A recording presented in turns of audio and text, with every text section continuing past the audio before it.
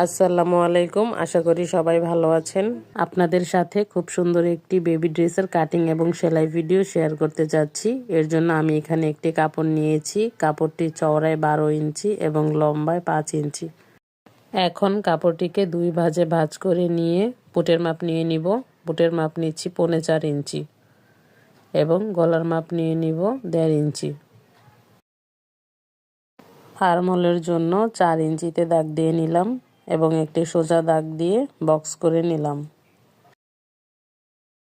এখানে বডির মাপ নিয়ে নিচ্ছি 2 ভাঁজে 5 ইঞ্চি এবং 1 ইঞ্চি সেলাইয়ের জন্য এক্সট্রা।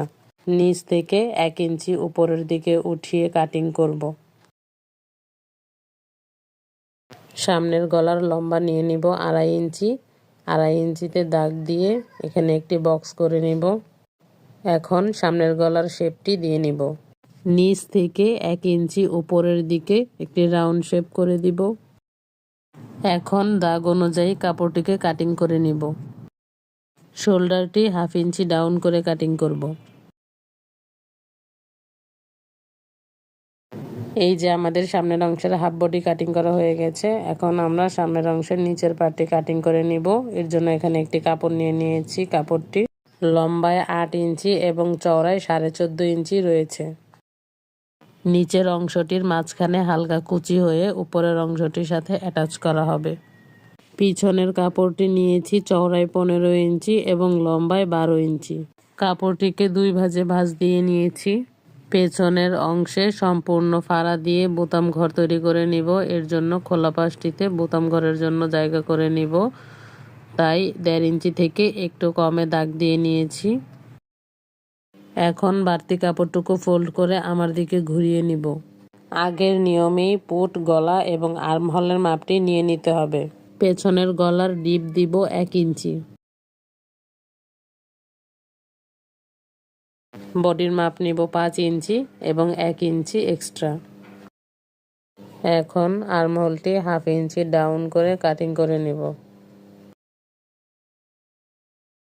এখন সাইড থেকেও 1/2 ইঞ্চি ডাউন করে কাটিং করে নিব। এতে করে সুন্দর একটি শেপ চলে আসবে।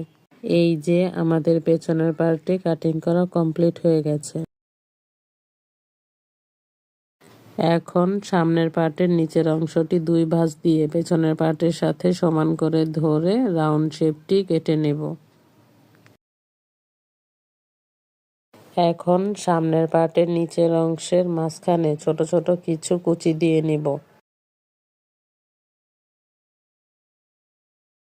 কুচি দেওয়া হয়ে গেলে উপরের অংশের সাথে নিচের অংশটি সেলাই করে নিব।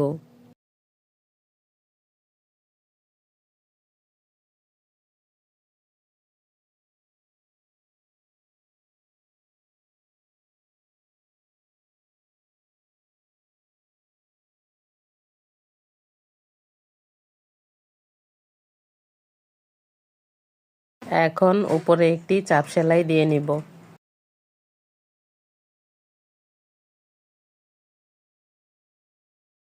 এখন পেছনের অংশে বোতাম ঘর তৈরি করে নিব।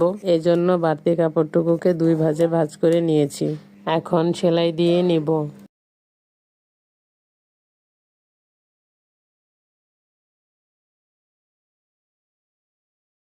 গলার পাশ দিয়ে কাপড়ের কোনা বের হয়ে থাকলে কেটে সমান করে নিতে হবে। এখন সামনের পার্ট এবং পেছনের পার্ট একসাথে করে শোল্ডার জয়েন দিয়ে নিতে হবে।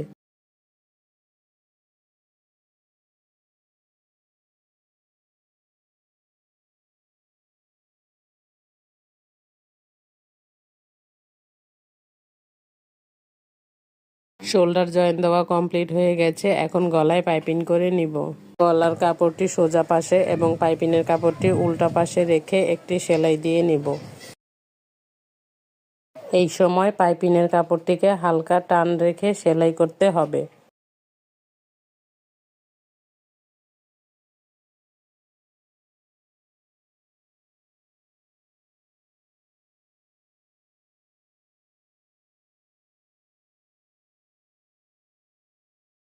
এখন পাইপিংয়ের বাড়তি অংশটুকু ভেতর দিয়ে মুড়িয়ে 2 ভাঁজ দিয়ে সেলাই করে নিতে হবে। শুরুতে পাইপিংয়ের কাপড়টি টান রেখে সেলাই করলে পরবর্তীতে ভাঁজগুলো দিতে খুব সহজ হয়ে যায়। আপনাদের যদি আমার ভিডিওটি ভালো লেগে থাকে তাহলে অবশ্যই লাইক, কমেন্ট এবং শেয়ার করতে ভুলবেন না। আর আমার চ্যানেলে যদি নতুন হয়ে থাকেন তাহলে আমার চ্যানেলটিকে সাবস্ক্রাইব করে বেল বাটন অলে দিয়ে রাখবেন। এতে করে আমি ভিডিও আপলোড করা মাত্রই পৌঁছে যাবে আপনার কাছে। ভিডিও সম্পর্কিত কিছু না বুঝে থাকলে অবশ্যই আমাকে কমেন্ট বক্সে জানাবেন, আমি উত্তর দেওয়ার চেষ্টা করব।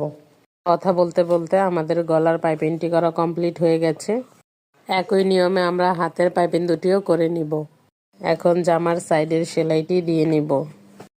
একইভাবে দুই পাশের সেলাইটি দিয়ে কমপ্লিট করে নিতে হবে। এখন জামার নিচের অংশটি চিকন করে দুই ভাঁজ দিয়ে সেলাই করে নিব।